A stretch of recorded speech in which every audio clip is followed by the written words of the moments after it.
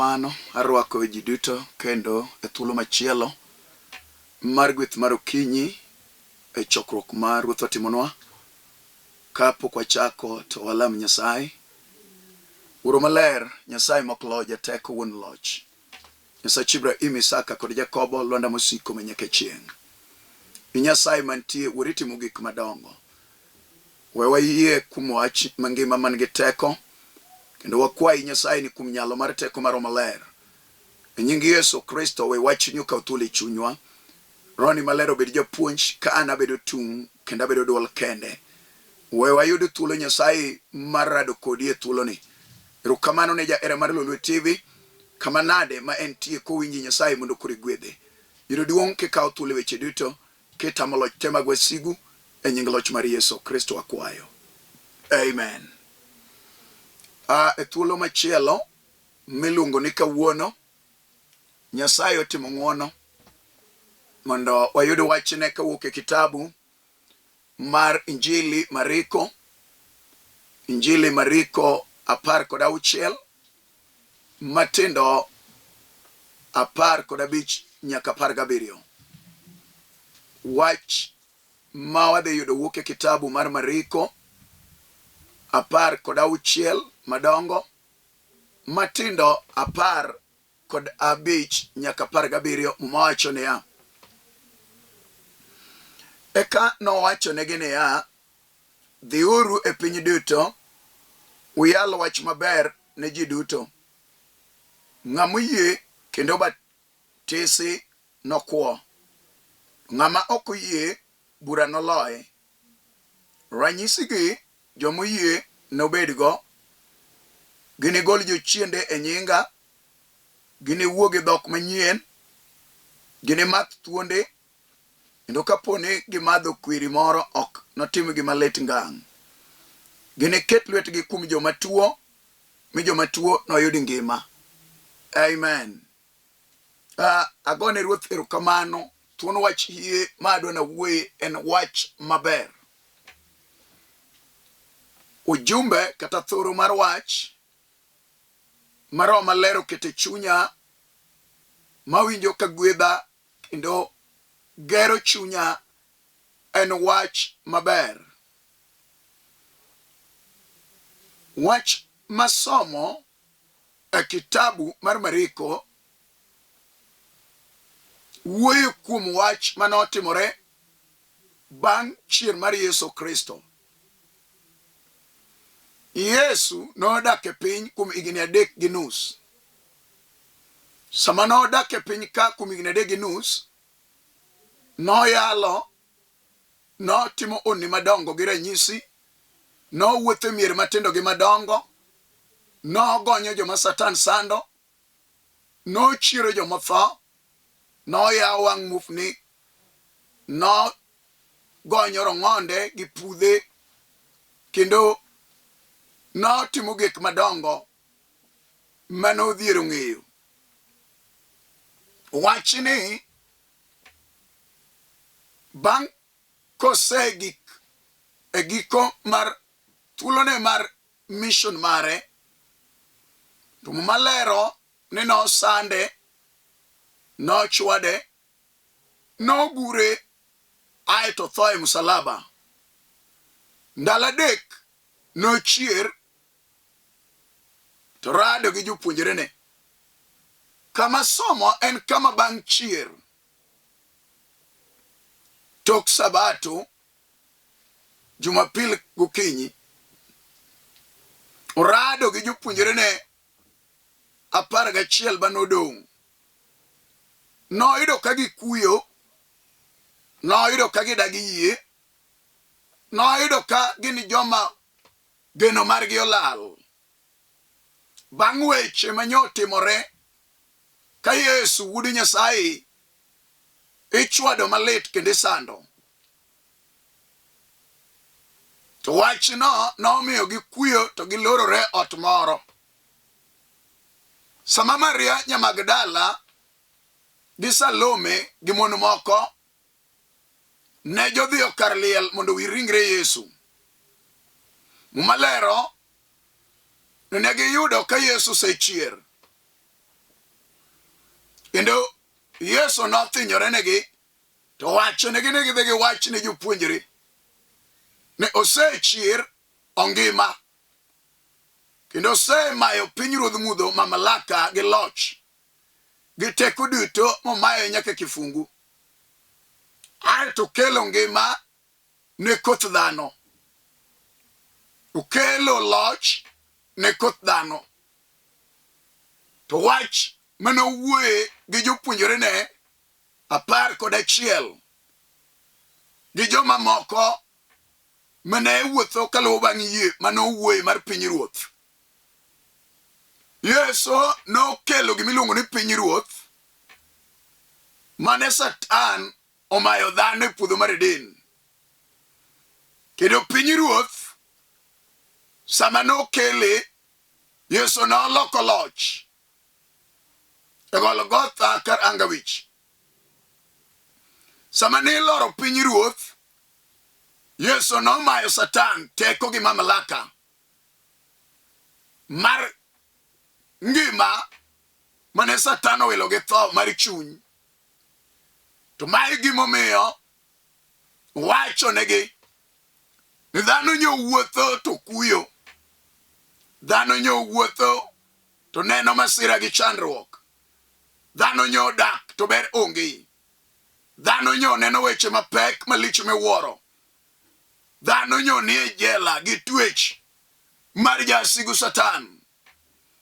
To mae wach mabang' chier ka Yesu oseloyo lweny to othinyore ne jopuonjre ne kata onyisore negi to wacho negi niya, dhiuru e piny duto, dhiuru e piny duto, uyal wach maber e mier matindo gi madongo. Mane wach momiyo Roho Maler ochuna mondo ayudo jumbe mar wach maber. Tena ni weche mane dhano winjo kata dhano dakie ne ok gin weche mabeyo. Gik mane dhano neno ne ok gik mabeyo. Gik mane ji kale ne ok weche mabeyo. To pinyruodh polo ma Yesu ja-Nazareth okelo, pinyruodh no okelo wach maber. To mae ma Yesu wuoyogo gi jopuonjre ne ni koro dhiuru e piny duto, dhoudi gi rangeye oyawre, dhiuru ei gode kuonde duto kukalo nembe ga ore, ka udhi e chulni, ka udhi e hoho nyaka mag okak, ka udhi kuonde ka kuonde nyaka e pewe, ka udhi e bombe gi miere, ka udonjo e rangeye gi dhoudi matindo gi dhoudi dhok ka dhok mopogore, e piny duto uland wach maber. Gimikale emochuno wach Nyasaye mondo yal, mondo yude wach maber. Wach mineno emomiyo Ruoth oketo wach e chunya gi lewa mondo nwang'e wach maber. Wach magore kodi nyalo ma ikwi, nyalo ma imor. To mae momiyo Nyasaye mar loyo mar kedo mar nditi manowalo Yesu achiel mar 10 ukelo wach maber, wach mar pinyruoth. Dhano ne nie bwo loch mar Satan, dhano ne nie loch mar jasigu, dhano ne nie loch mar twech mar pinyruodh mudho, dhano ne nie loch mar rumbi mar tho, dhano ne nie loch mar jela magalagala mag rieko mag chunje mochido, dhano ne nie loch mar twech mag piny Satan mag chunje ma ok dwar ber, ok dwar dongo, ok dwar nyak, ok dwar gweth, ok dwar kwe, ok dwar mondo dhano ochop lek ma Nyasaye nochwe mondo chopi. Thuolo ma Ruoth oketo wa piny, Roho Maler okelo wach maber. En wach maber mabiro konyo dhako moro. En wach maber manyalo konyo kijana. En wach maber manyalo konyo dichuo ma chunye nigi weche ma ok ni kare. En wach maber manyalo reso dala moro. En wach maber manyalo do nyako maraga makore ka ma chunye dwaro neno Nyasaye. En wach maber ne ng'ama weche magalagala oseketho mor mar chunye. En wach maber ne gik ma jachien nyose rocho. E ngima dhano to Nyasaye ma jaduogo no duogo kokalo kuom Yesu. Adam mar ariyo, jal mokelo geno ne koth Adam. Jal mokelo ng'wono gi kech. Jal mokelo ngima ne joma ngimagi olal. To mae wach maro maler kete chunya. Nitie wach maber. Nitie wach maber. Wach maber ni en ang'o? Wach ne Petro gi Joana gi Andrea gi jopuonjre mamoko machalo Thoma gini, joma nodagi yie. Nadiera Yesu oseloyo tho. Adiera Yesu oloyo Satan. Adiera Yesu oloyo mudho. Adiera Yesu oloyo liel. Adiera Yesu oloyo lach te manyose mako dhano. Mafwanda kasembo kochomo godo piny Siol. Ma Yesu turo majok manyose kete ng'ut dhano. Ma Yesu werange manyose lor gokol mag jela. Ma Yesu kelo duoko. Ni dhi uland ne piny ni Yesu wuod Nyasaye okelo wach maber. Okelo duoko maber. Okelo geno makare ne joma nyogeno gi oselal. To mae wach maro malero kete chunya monda wuegi ng'ama chunye oyawre maneno ka weche ne nyok beyo. To wach maber maro dwano kel kawuono biro goyo kode wach machielo. Wach maber mar pinyruoth. Ok odeore ni kale ang'o. Ok odeore ni wach mane minene nyimi. Ok odeore ni wach mane monyanore rangai. Ok odeore ni wach mane mamone nendo. Ok odeore ni wach mane ma ikwe mar chuny. Ok odeore ni wach mane ma odonjo ni ma osemiyo nyaka ringreni jasigu chiyo kadhigo.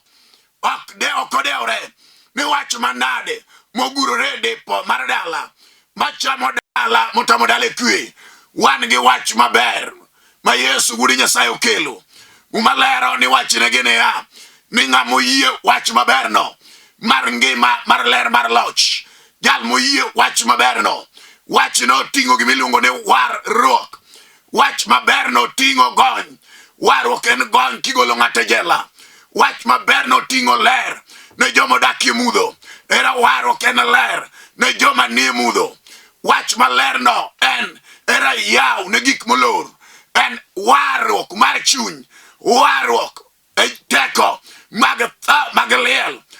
Teko mag Satan. Be uyal ne piny te ni wach maber osebiro. To mae wach ma Nyasachwa manyalo gik madongo okelo wach maber. Kata wach mane Satan okelo en wach mosema ikwe. En wach mar siko mar lal. En wach mar kethruok. En wach mar ura mar tora. En wach mar kongo. Kata bedo wach magalagala mar chode. Mar remo mar Satan. Kata bedo wach mar kuo magore gi ngima ng'ato. Kata bedo wach mar tuo magalagala. Wach miyalo mar Yesu wuod Nyasaye. En wach maber ne ng'ama chunye nyalo yie. To kona diera ka wach maber obiro. We yie kum wach maber. Mi ondike ni ng'ama no yie wach no. Wach no no kelo ne resruok. Wach no no kelo ngima. Wach no no kelo kwe. Wach no no kelo gweth. Wach no no kelo hawi. Wach no no kelo teko. Ng'ama chunye yie. Tene ka ng'ato dwaro mondo oyud ng'wono. Nyaka obed gi yie matin mar kum Yesu Kristo. E wach mowinjo. Ere wach momi kumo. Wach momi ywak. Wach maber nitie kum Yesu. Dhano te nobed jamriambo. Tadiere Yesu nego bed jadiera. Ni ng'ama chunye neno. Aonge ber, aonge kwe. Chunya lit, chunya ododar. Aneno masira, aneno chandruok. Aneno lwenje, aneno midhiere ni. To wach maro malero kelo. Nigi ng'wono, nigi kech. Ni ng'ama chunye yie. Atwa mokwongo. Mondo mondo wach obed ni maber, nyaka iyie wach ma dho joyalo, nyaka iyie wach mar injili miyalo. Wach mawuoye en injili mar Yesu Wuod Nyasaye. Onge ng'ama chielo ma reso kuome mak mana Yesu Kristo. Ja injili ok nyal wari, Yesu ema nyalo wari. Ja injili onge teko, Yesu ema nigi teko. Yesu ema nigi dwoko, Yesu ema nigi geno, Yesu ema nigi rayaw mar gimoro amora moselor. Kawuono di yie na yie kuom wach maber mar Yesu Wuod Nyasaye. Ayie kuom wach maber mosiko manyaka chieng'. Ayie kuom wach maber, wach mangima kendo tiyo. Tibiro neno gima timore ne chunyi, ne ngimani, ne gik manade midwaro. Yesu biro bedo ni mang'won ka chunyi oyiech adiera ni wach Nyasaye nitie. Hallelujah. Ne jogo madware duonge pako dogne. Wachno nigi gimoro e toke ni joma nodagi wachno buro oseloyogi. To ne ka ng'ato dagi wach maber miwuoye kode mar injili, kuom kod bura ochomo jalno. Koro gima duong' niya, mondo kik bura gi wach lalre dhod chunyi, aeto loyi gi bura, aeto teri e twech. Yie kuom wach maber mar injili mochwere.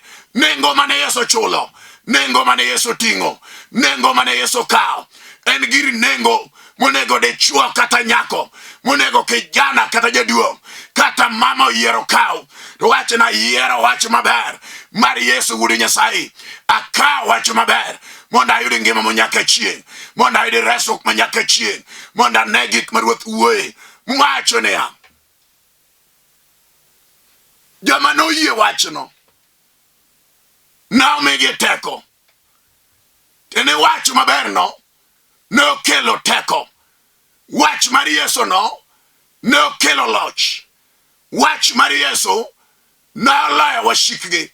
Mane wach manomi jopuonjre aeto chako wenwa mondo wan be wayal wach maber no.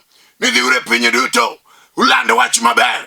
Ng'ata ng'ata moyie noresre nokwa, noyudo warruok mar nengo. Ng'ama odagi biro loyo. On nigi ranyisigi, nolo jomo yie. Wawuo kodgi sani gima nyalo kelo ni mor, gima nyalo kelo dwoko, gima nyalo lochoni, gima nyalo gochone dhako moro kata dichuo ma chunye oyawre, madwano winj wach mawuoye nigi dwoko, wach mawuoye nigi gweth, wach mawuoye nigi loch e iye, wach mawuoye nigi nyalo. Owacho niya ni joma noyie onigi ranyisi ne nitie bang'e machalo nade, ni kata diera negi bed jochiende magalagala machuokogi makedo kod ngimagi. Gini gol jochiende. Wach miwuoye maberno nigi mamlaka ewi jochiende magalagala, kata gibed jochiende mag jugi mag remo, kata gibed jochiende mag ojijo mag lang'o, kata gibed jochiende mag pat wiye magalagala mose mako chuto mako nyiri, momako ji orwake jela, momako ji okete twech, momako ji okete ura, momako ji okete odayo gi ywak.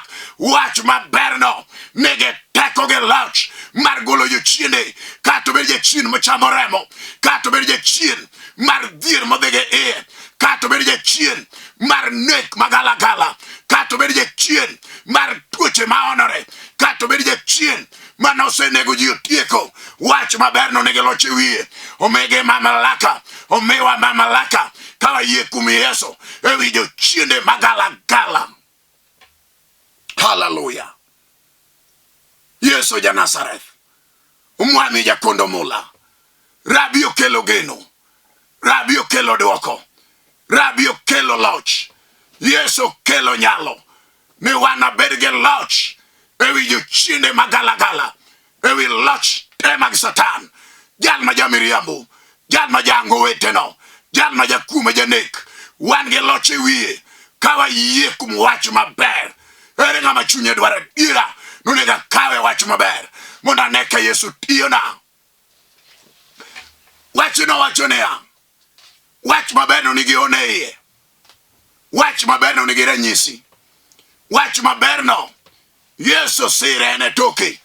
Yesu wacho negi niya, kata umadho kwiri mager, kata kata umulo gik magalagala, kata umako kela, kata unyono thuonde, gima notimu onge, mano wach maber, mane Yesu kelo, kata mana sani, ji mang'eny, hallelujah, tuoche mako gi magalagala, dendgi madhi reme madhi, kimanyo tuo kinyalo yude, gise nyono kela, gise nyono thuonde, gise kalo ndagla, use one gik magalagala, nyaka mag majini machiyoji, wach mawuoye nigi duoko, ne ng'ama chunye neno chandruok, ne ng'ama chunye neno masira, en wach maber ne ng'ama oleo, mageno mar chunye olal, jalne mar maler dwaro, mondo Nyasaye mar mbaka mar ndete, amina jateko, otimne ono gi loch, kum wach manade, magore gi ngimane, jalne mar maler dwaro, ni wach manowe,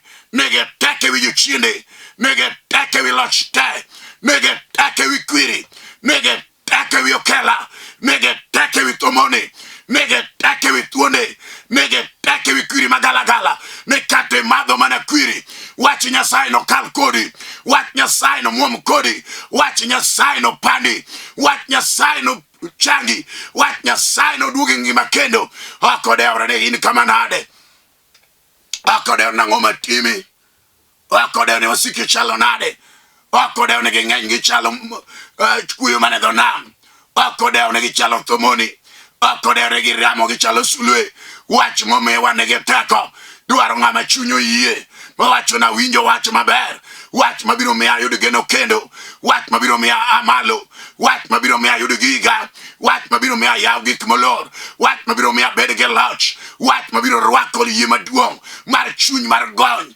mar resok mar nyalo, wach manowenwa, nege teke wi jochiende, nege teke wi thuonde, nege teke wi okela, nege teke wi bilo, nege teke wi ajuoke, nege teke wi ndagla, nege teke wi mudho, nege teke wi satan, ere gima chunye dwaro, wach manowe nige teko, to mane wach madwane ng'amo yie, ma chunye wacho ne ya, Ruoth an miwuoyo koda, wera kum wachni maber, awinjo ka wachni oseidha, mondo arwake yie, kum wach maber mar Yesu, mane Yesu wene kanisa, mane Yesu wene jomo yie, mane Yesu wene joma okaw atua mar warruok mar nengo, mondo wachni mondo tina.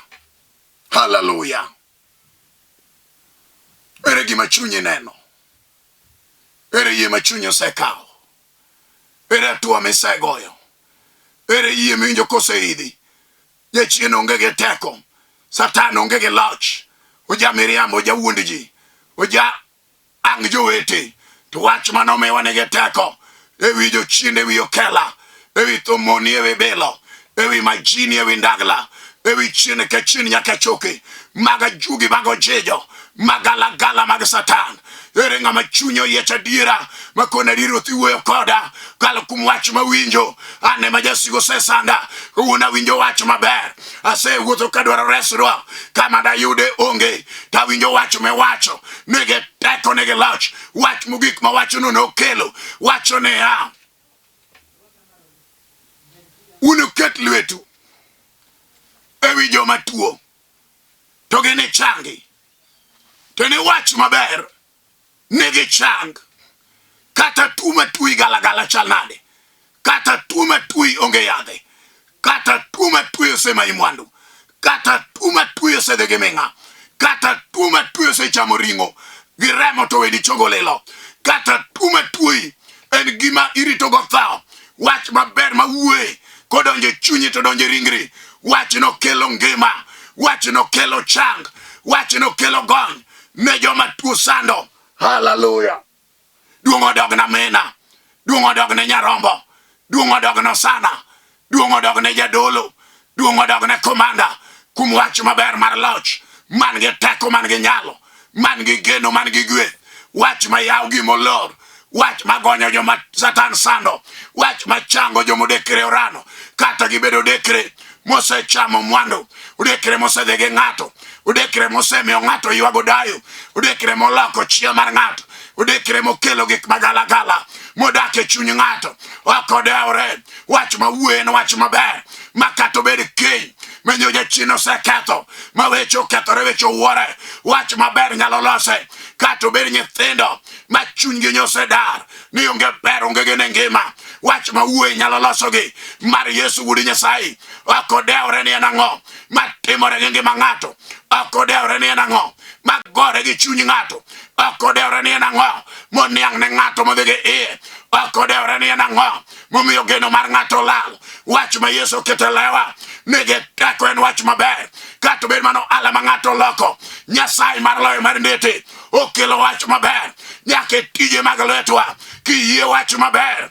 Wach maber no yawni yo, wach maber no yaw ngimani, wach maber no ting'i malo, wach maber mar Yesu mar pinyruoth mosiko nomiyo nyaka rang'onde oyudo tiendgi nyaka pudhe, no I will chair nyaka mufni neno. Kata mana sani en achiel nyoro tinende ma nyaka chieng' ne ng'amo yie ki adiera ne dwaro wach maber tigo chongi walam kodi Nyasaye riel lweti TV wach mawae chunya timo ono ne ng'amo yie ne wach maber oseidha Yesaidha mandalam gi ng'ama dwaro wach manade modware ngimane wago chongi ariebari TV kumi yalam kodi Nyasachwa e nying Yesu Kristo ma Nazareth. Erokamano Wuoro Maler, erokamano Jadolo mar Melkisedek, erokamano Muga Jateko, erokamano kuom wachni maber. Wach maber koro donjo kinyni, wach maber odonjo ringruogni, wach maber okelo warruok ne jal manyol lalani, wach maber ogole jala mag Satan, wach maber nogole mudho mandiwa, wach maber nokel geno ge dwoko, wach maber ochanga tuoche manyose mako misumanini, wach maber omer nyako ni ode, wach maber yaw yore manyose lorore, wach maber chung nyaka go ala gi tije ma joge timo. Alami Nyasaye, wach maber okony chuny jowa, wach maber okony thurwa, wach maber okony rangewa, wach maber ni Nyasaye par jowa. Wagoni ni erokamano wayudo duong' Nyasaye kuom wachni mangima, kuom sesiro weche mabeyo mag nyalo mag nengo mar kech mar ng'wono e nying Yesu Kristo walamo kawayie. Amen. An ma wuoyo kodi an Pastor ALFRED Otieno Odoyo Wuod Nyakach Kandaria. Yesu Kristo en jang'wono. Wach ma Yesu kete chunyani daher ni kin gi dwaro wanyalo tudore e namba na mar 0723 396805 kata namba na mar Airtel 0101 396805. Inyalo yuda kata mana YouTube mondo watudre mang'eny ka Nyasaye ditimne ng'wono. Nyasachwa ne otimona ng'wono yalo wachne piny Nairobi ka kamoro ni Kibera Karanja Hawkers Market kanye ma wantie e kanisa mar God's Divine Word Ministries.